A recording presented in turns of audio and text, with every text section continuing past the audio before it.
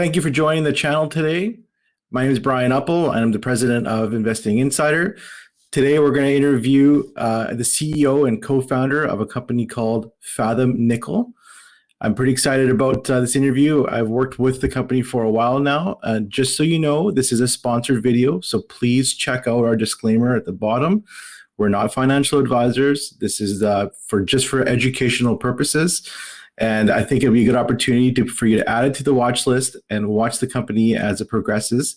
Let's bring Brad in and begin the interview. Hey, Brad, thanks for joining us today. Appreciate taking the time to chat with us.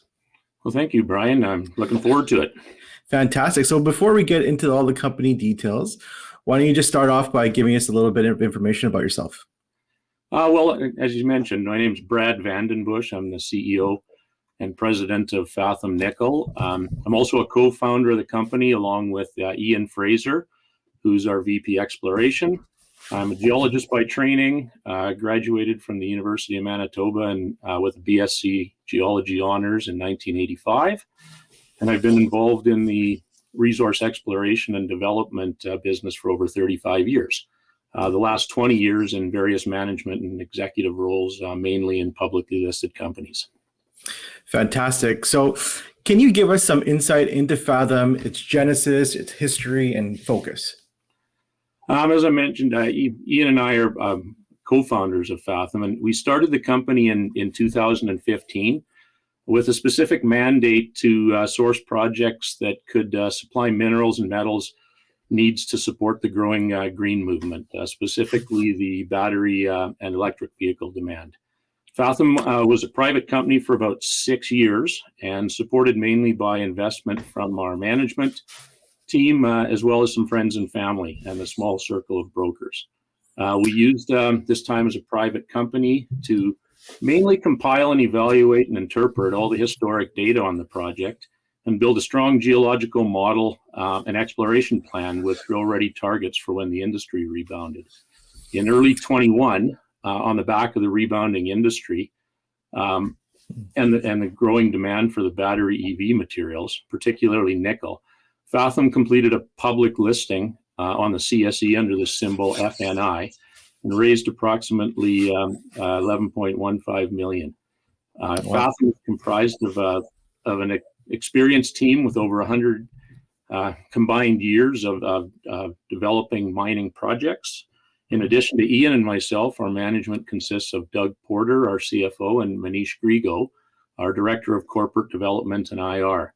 The board of directors is comprised of Ian and myself, plus 3 well-seasoned independent directors, John Morgan, Mark Cummings, and Eugene Chen.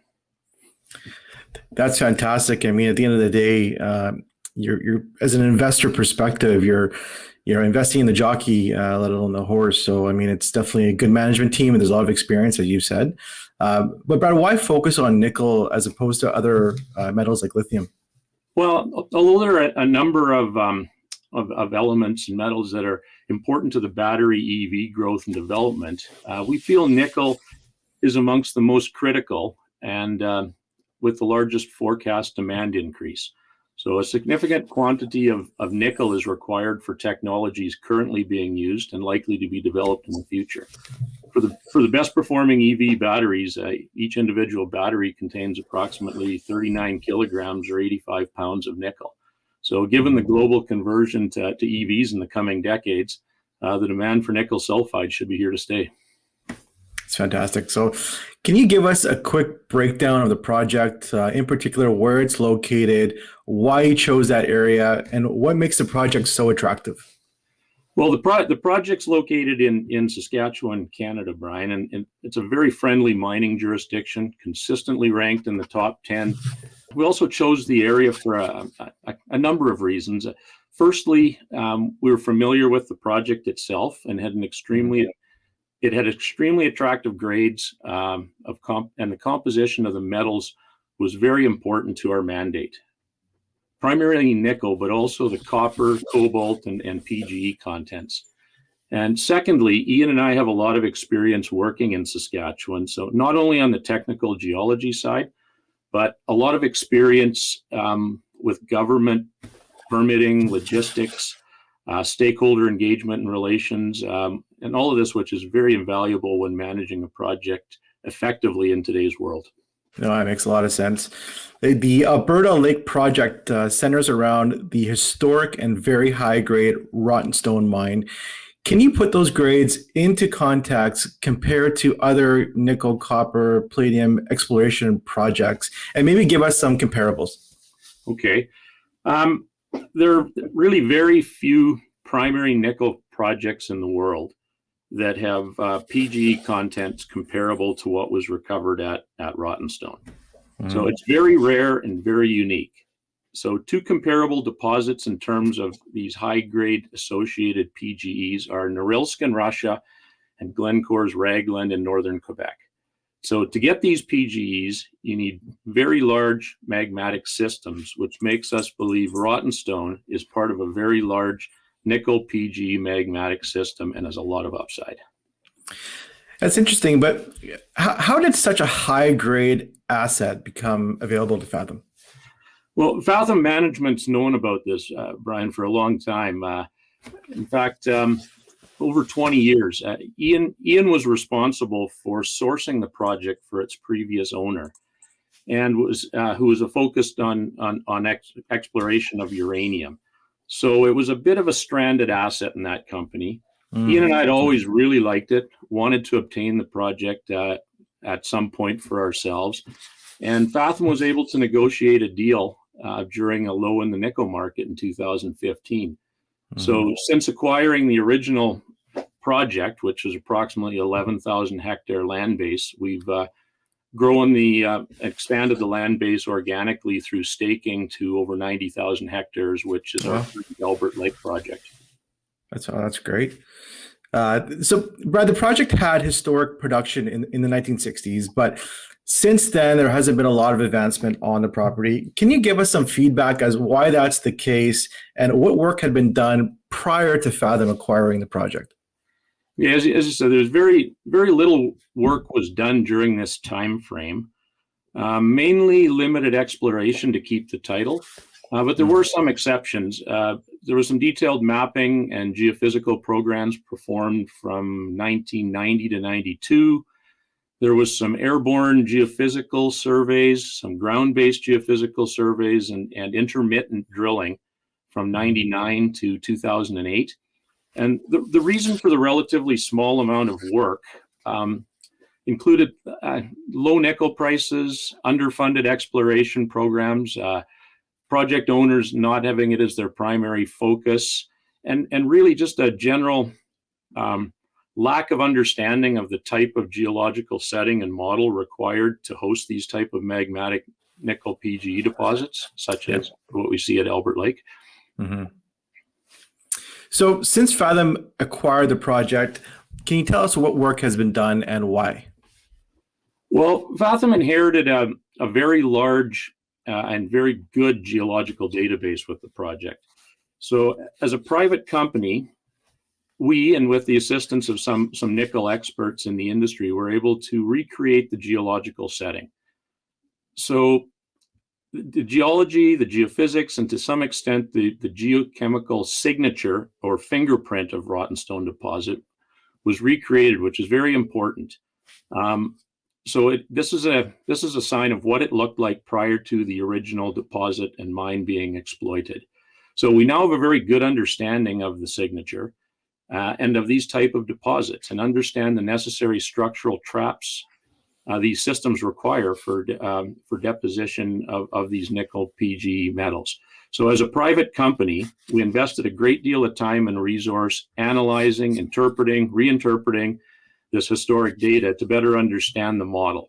So we now have a systematic exploration plan designed to move forward and make new discoveries.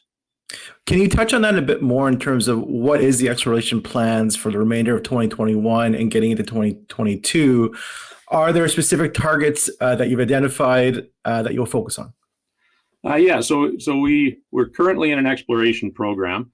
Preliminary results from the summer field program have highlighted areas that we're doing additional follow-up prospecting and detailed soil geochemistry, and of course drilling. We're currently drilling. We started about 3 days ago, and we've we've got a number of targets that we generated from previous surveys, from our gradient mag survey, and where that corresponds and coincides with anomalous areas defined by gravity, borehole, electromag surveys, and previous surface and airborne electromagnetic and soil geochemistry. Or more concisely, just to put it in context, is targets developed from anomalies that were based on previous geological surveys. So the current program will continue until approximately the end of October, where we expect freeze up. Furthermore to this, beginning in late January 2022, utilizing the lake ice, we will follow up on successful drilling results generated from this current 2021 winter program. And we're planning a total of 6,000 meters of drilling in these two programs combined. Brad, in your mind, what would success look like for the upcoming phase of drilling? Okay, well, finding minerals deposit takes time. It's if we intersect the right host rock that and the right geochemistry within that host rock, and follow up borehole geophysics indicates further conductivity, we're close to that. This is a real success. In this scenario, we would immediately drill a subsequent drill hole. If we intersect mineralized Rottenstone host rock, this is a very obvious success. And if we're very fortunate and the mineralized intersection has grades similar to Rottenstone, this is an enormous success and proof of concept of our geological model.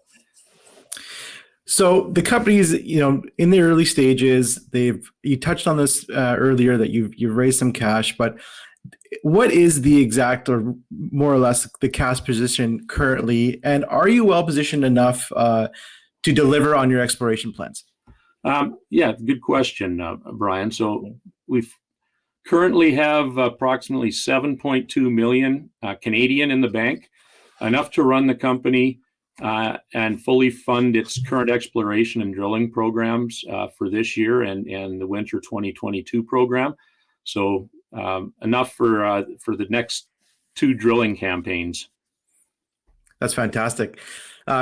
Brad, just looking at the market side of things, can you touch base on the current share structure for the company? Okay, so Fathom currently has approximately 45 million shares outstanding, with support from both retail and institutional investors. Approximately 6.5 million of these shares are held by management and insiders. On a fully diluted basis, including options and warrants, there's about 56 million shares outstanding. Okay, thanks for doing that. Brad, the last thing I wanted to ask you, a lot of the audience are based in the US as well as Canada. We've identified you're trading on the CSE under the symbol FNI. Do you have plans to be trading on a US exchange? Can you touch on that a bit? Yeah, sure. So in addition to the CSS listing, we also have two other listings. So we have a coincident listing on the Frankfurt Exchange under the symbol 6Q5, and on the OTC in the US under the symbol FNICF. We're currently in the process of applying for the DTC eligibility for the US markets. Oh, okay, perfect. I mean, that DTC application takes time, but I mean, it's good that you've already applied for it, and I'm hopeful, again, you can get that to our viewers, hopefully before the end of the year, but we'll get you to give us an update on that, hopefully soon. Lastly, Brad, how can viewers get in contact with yourself or the company going forward? Well, shareholders can visit the company website at www.fathomnickel.com, www.cedar.com, for additional information on the company. This will include, you can get contact emails, which will be directed to the appropriate personnel in the company. Alternatively, you can reach out directly to Manish Grigo, our Director of Corporate Development and IR, at mgrigo, MGRIGO, at fathomnickel.com, or myself, B. Vanden, BVANDEN, at fathomnickel.com. Look forward to hearing from you. Brad, thanks so much for taking the time to tell us about the company. I think our viewers will be very excited about what they're hearing, and we'll touch base with you in the future for updates as the company gets more news. Great. Thanks a lot, Brian, for listening to our story and putting this together. No problem. We'll talk to you soon. Thanks. Bye. Thank you for watching this video. Please subscribe to our YouTube channel, click the notification bell, and provide feedback in the comment section below. We'll see you soon for the next video.